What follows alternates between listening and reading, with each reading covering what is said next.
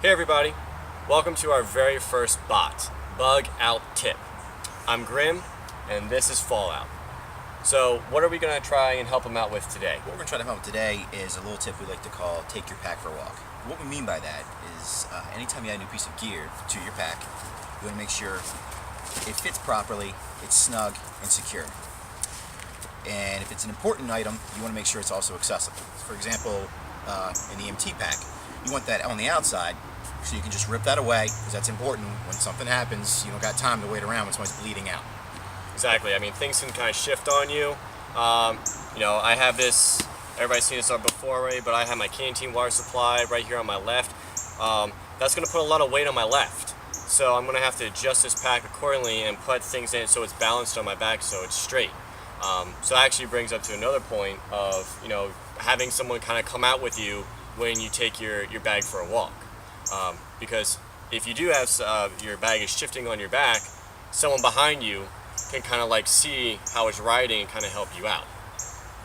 Yeah, that's a good point, because actually that's what my problem was today. I have a pack that's fairly new to me, and Grimm here had to help me, because it's much easier for somebody to stand in front of you and just pull a strap here or tighten some up there, whereas standing in the mirror looking at it, you have to constantly take it off, put it on, take it off, put it on, and you don't want to do this in a real bug out situation, or even if you're camping. It's just a pain to be all set to go, and then you have to stand there for 20 minutes adjusting everything.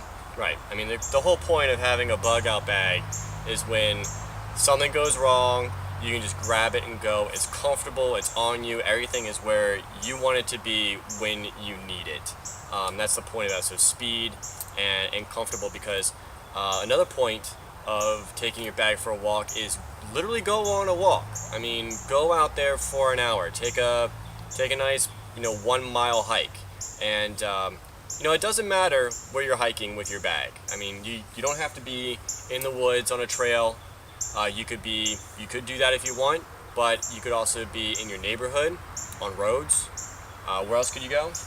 You could be anywhere. You can live in New York City and take a hike through the streets of NYC. I mean, because in a real bug out situation, where do you live? That really dictates where you're going to be walking. Another thing to think about is that when you do this, you want to make it as real as possible with your pack. So carry all your water.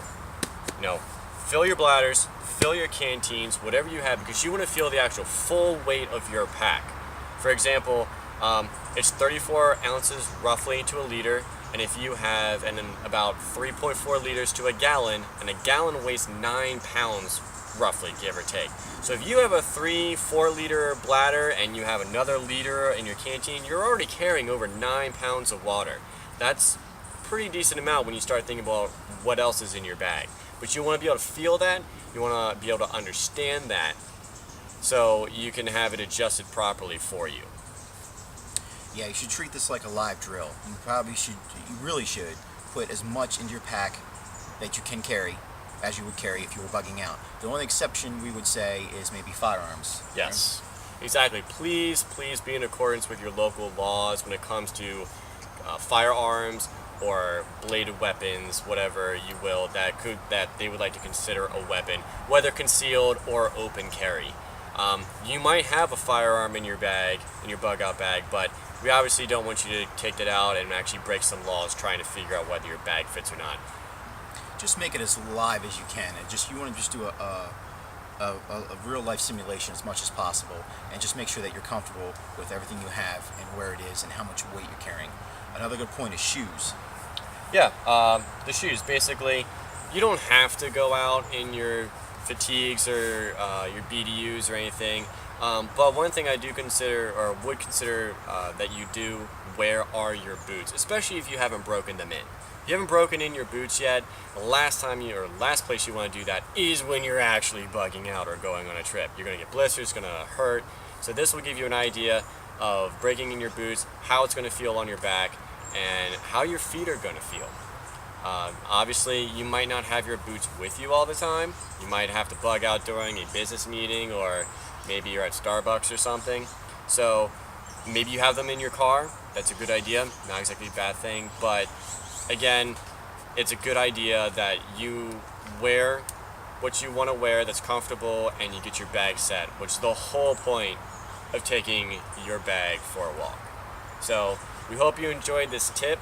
Please subscribe to our YouTube channel and keep a lookout for future bots. This is not going to be the last one. And keep a lookout for future Bug Out Boys episodes as we actually go out and actually test out our bags and see what works, see what doesn't, and see if we can actually hack it. And yeah, see if we can actually hack it. Thanks.